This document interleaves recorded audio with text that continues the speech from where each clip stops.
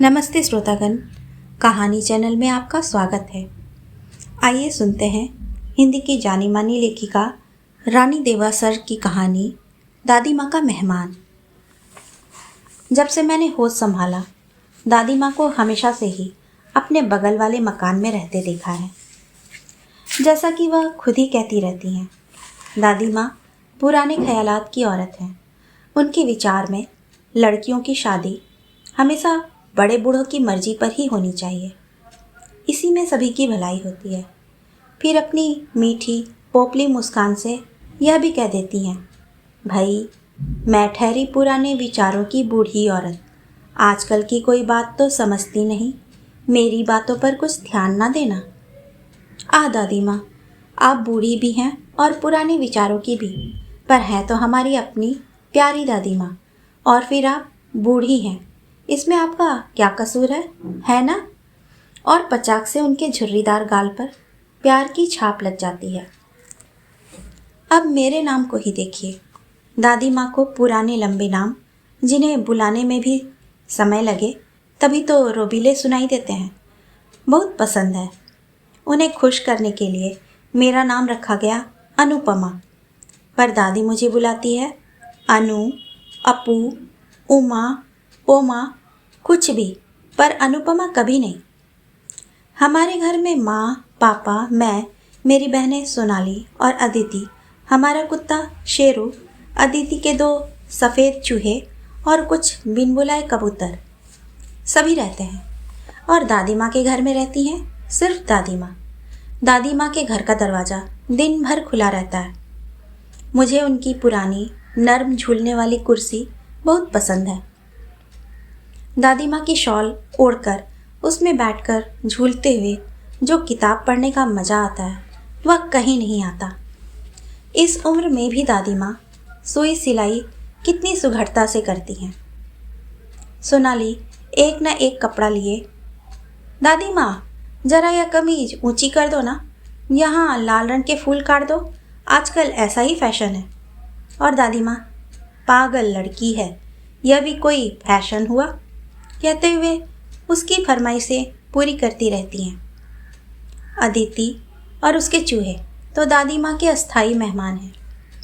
उनका टॉफ़ियों वाला डब्बा हमेशा उतनी ही ऊंचाई पर रखा रहता है जिसे वह आसानी से पास रखे स्टूल पर चढ़कर उतार सकें। जब भी अदिति स्टूल पर चढ़ती है, दादी माँ सब काम छोड़कर स्टूल पकड़ने आती है ताकि वह गिर ना जाए। और शेरू का स्वर्ग है दादी माँ के पलंग के नीचे बिछा पुराना कंबल। हमारे बिन बुलाए कबूतरों को भी उनके आंगन में चमेली के झाड़ के नीचे कहाँ दाने मिलेंगे सब मालूम है। इसलिए लोग हमारे घर में अधिक हैं और रौनक दादी माँ के घर में। बचपन से ही छोटी मोटी चीज़ों पर प्यार से फूंक मार मार कर दवाई लगवाने, टूटी गुड़ियों और खिलौनों की मरम्मत करवाने और सहेलियों से झगड़ा होने पर सुलह करवाने से बड़े होने तक की सभी समस्याओं का हल हमारे लिए दादी माँ ही ढूंढती रहती हैं। इसीलिए जब एक दिन पापा के तबादले की खबर आई तो हमें बहुत धक्का लगा। भला दादी माँ के बिना भी कहीं रहा जा सकता है, पर पापा की तरक्की जिसकी हमें प्रतीक्षा भी थी और प्रसन्नता भी, राजपुरा जाने पर ही हो सकती थी। दादी माँ की बहुत मिन्नत करने पर भी वह अपना घर छोड़ने को तैयार नहीं हुई। इसी घर में तो वह नई दुल्हन बनकर आई थी। इस घर की दीवारें कितनी ही मीठी पुरानी यादों से सराबोर है। यह घर तो जैसे उन्हें बाहों में समेटे रहता है। इसे तो वह तभी छोड़ेंगी जब भगवान का बुलावा आएगा। अंत में भारी मन से हमने अपना सामान बांधा और उनसे बहुत जल्दी मिलने आने का वायदा लेकर हम वहाँ से चले गए। अपना पुराना प्यारा घर छोड़कर हम सब भी बहुत उदास थे। ना जाने कैसे लोग बसेंगे यहाँ। माँ के गुलाब के पौधों और मेरी रसभरी के झाड़ का क्या होगा। राजपुरा में हमारा घर एक चौड़ी छायादार सड़क के अंत में था। पुराना पर बहुत ही अच्छा। बाहर के बड़े काले लोहे के गेट से भीतर पहुंचने तक के रास्ते के दोनों ओर लीची और आम के ऊंचे ऊंचे पेड़ थे और ठीक बरामदे के सामने एक मैग्नोलिया का पेड़, जिसके बड़े सफ़ेद फूल रात को पूरा घर खुशबू से भर देते। गर्मियों में बाग में लीची के पेड़ फल का बोझ जैसे संभाल ही नहीं पाते थे, पर फलों के साथ आते थे आसपास के बच्चे, जो मौका पाकर कई किलो फल देखते ही देखते साफ कर देते थे। इसीलिए फल के मौसम में पापा को पूरे समय एक चौकीदार रखना पड़ता था। रहते रहते हमें यह घर भी अपना सा लगने लगा था। इतनी दूर होने पर कभी कभार ही कोई इस ओर आता था। इसी बीच जब दादी माँ का पत्र आया कि वह राजपुर आ रही है, तो घर भर में खुशी की लहर दौड़ पड़ी। अपने साथ वह एक मेहमान भी ला रही है, जिसे आगे मसूरी जाना है। दादी माँ के मेहमानों से कौन परिचित नहीं। अधेड़ आयु के, अक्सर गंजे, वर्तमान राजनीतिक स्थिति पर मेज ठीक कर अपने विचार प्रकट करने वाले, निसंदेह बहुत अच्छे पर बहुत बोर किस्म के इंसान। मार्केट के चौक से दाईं ओर मुड़कर बड़े लीची के पेड़ से बाईं ओर की तीसरी गली में लेटर बॉक्स से 10 गज आगे का पेचदार रास्ता होने पर भी दादी माँ और उनके मेहमान ने हमारा घर ढूंढ ही लिया। इतवार का दिन होने पर मैं अपनी पुरानी नीली जीन्स और पापा की कमीज पहनकर नरगिस की क्यारी सुधारने में लगी थी। बेचारे पापा, लड़का ना होने का एक फ़ायदा तो मुझे होगा ही, कम से कम मेरे कपड़े तो बचे रहेंगे। पर सोनाली हमेशा उनके स्वेटर पहनकर कॉलेज जाया करती है।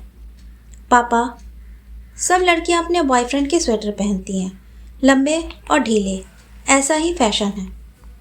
और बाग में खुदाई करनी हो या बाहर का दरवाज़ा पेंट, पापा की ढीली कमीज मुझे भी बहुत अच्छी लगती है।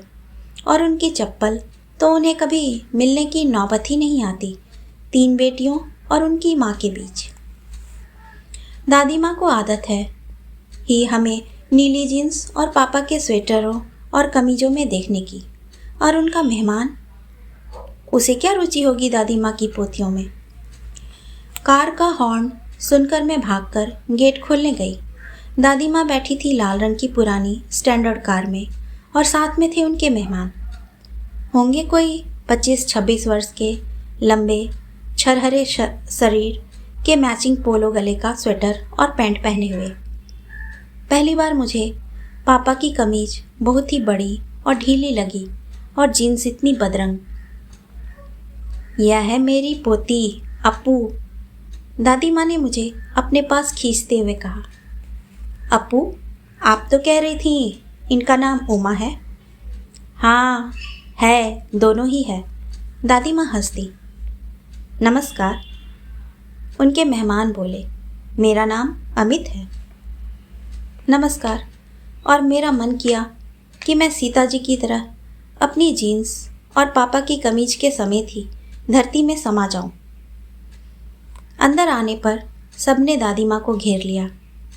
सफ़र कैसा रहा? तुम्हारा घर कैसा है दादी माँ? आप कितनी देर बाद आई हैं? और फिर उन्हें सोनाली घसीट रही थी। आइए ना दादी माँ, हम आपको लीची के पेड़ दिखाएं। और अदिति ने दूसरे हाथ से झटका दिया। इधर आइए दादी माँ, आपने कभी इतना बड़ा, इतना खुशबूदार फूल देखा है? माँ के इशारे पर मैं रसोई घर में चाय बनाने चली गई। ट्रे सजाकर मैं जैसे ही मुड़ी, लाइए मैं ले लेता हूँ। अमित ने मेरे हाथ से ट्रे ले ली। बाहर बगीचे के मेज पर ट्रे रखकर कुछ देर हम दादी माँ और बाकी सबके घर के दौरे से निपट कर लौटने की प्रतीक्षा में बैठे रहे, चुपचाप, पर फिर भी एक अजीब से अपनेपन में बंधे। कितनी चीनी लीजिएगा? मैंने पूछा, और मैं सोच रही थी, प्यार इंसान को कब और कैसे हो जाता है। वक्त तो अपनी रफ्तार पर गुजरता है, पर एक घड़ी आती है, मन जान भी पाता है या सिर्फ बाद में, बहुत दिन बाद याद करने पर अचानक सब कुछ साफ हो जाता है। हाँ, वह क्षण था जब अनजाने मन कहीं बंध गया था। वाह भाई, हमारे बिना ही चाय शुरू कर दी। पापा मेरे पास बैठते हुए बोले। हाँ जी, आप यहाँ बैठिए, अमित के पास, माँ ने कहा। अच्छा दादी माँ, कैसे लोग रहते हैं अब हमारे पहले मकान में? हमारे पौधे का तो सत्यानाश कर दिया होगा, है ना? सोनाली ने पूछा। अरे नहीं, वहाँ तो बहुत अच्छे लोग आए हैं। तुम्हारे पौधों को बहुत प्यार से देखते भालते हैं। अमित उन्हीं का तो लड़का है। दादी माँ शरारत से मुस्कुराई। ओह, मेरा मतलब था। बेचारी सोनाली बुरी तरह झेप गई। अमित ने अभी डॉक्टरी पास की है, इंटरव्यू के लिए मसूरी जा रहा है। मैंने सोचा मेरा साथ भी हो जाएगा और तुम लोगों से भी मिल लेगा, इसीलिए जोर देकर लाई हूँ, दादी माँ ने कहा। बहुत अच्छा किया माँ जी आपने, पापा बोले। मैंने आंखें ऊपर उठाई तो अमित को अपनी ओर देखते पाया। अमित ने बाग नहीं देखा आपू, तू क्यों नहीं दिखा लाती, दादी माँ बोली। जी अच्छा, मैंने हिचकिचाते हुए कहा। बाग शांत था, शांत और सुगंधित। शाम का झुटपुटा छाने लगा था। अमित का साथ जैसे उस शांति को बढ़ा रहा था। उसने मुझे बताया अपने बारे में, अपने घर के बारे में, अपनी आने वाली इंटरव्यू के बारे में। मेरा मन बार बार कह रहा था, अमित तुम कहीं मत जाना, हमेशा हमेशा यहीं रहना।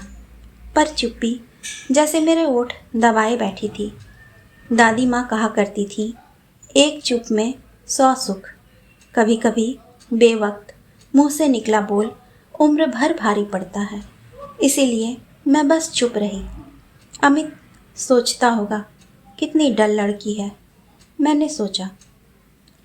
वापस आने पर पापा बहुत समय तक अमित से इधर उधर की गपशप करते रहे और फिर माँ उन्हें राजपुरा में रहने के अपने अनुभव सुनाती रही। अमित हमारे परिवार में ऐसे घुल मिल गया जैसे हमारे साथ पुरानी पहचान हो।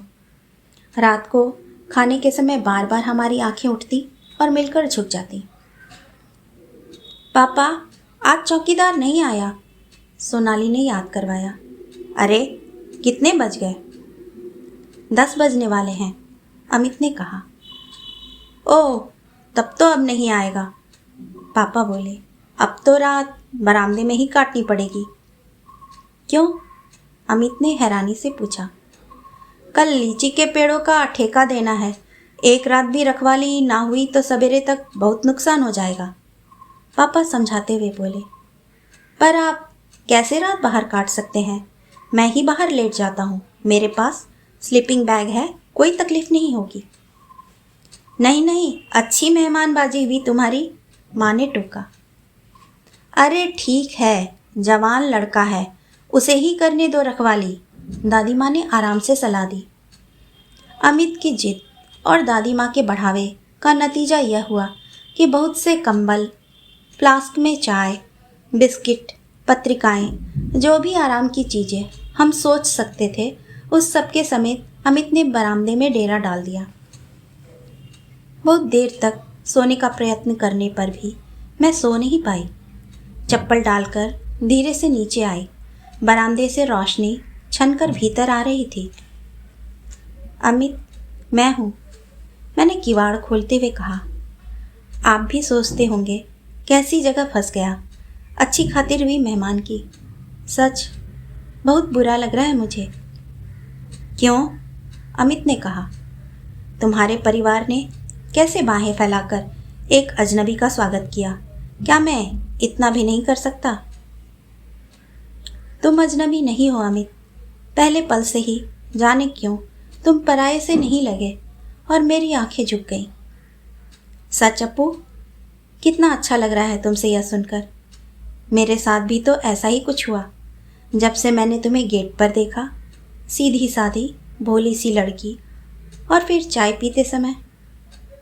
अच्छा, अब चलती हूँ अमित, सुबह मिलेंगे। हाँ अप्पू, कल सुबह। धीरे से किवाड़ बंद कर जैसे ही मैं आगे बढ़ी, अनुपमा, दादी माँ अपने कमरे के दरवाजे पर खड़ी थी। जी दादी माँ। तुम और अमित एक दूसरे से मिलो, सो तो मैं बहुत चाहती थी, पर आधी रात को नहीं। दादी माँ की आंखों में शरारत थी। अभी आधी रात नहीं हुई दादी माँ, और मैं तो सोने जा रही थी, मैंने शर्माते हुए कहा। जैसे ही मैंने पहली बार अमित को देखा, मैंने उसे तुम्हारे लिए चुन लिया और तभी मैं उसे यहाँ लाई हूँ। ओह दादी माँ, भाई मैं तो ठहरी पुराने विचारों की। यही ठीक समझती हूँ कि लड़कियों के लिए वर बड़ों को ही चुनना चाहिए। और दादी माँ मुस्कुरा दी, अपनी प्यारी पोपली मुस्कुराहट। कहानी सुनने के लिए आपका धन्यवाद।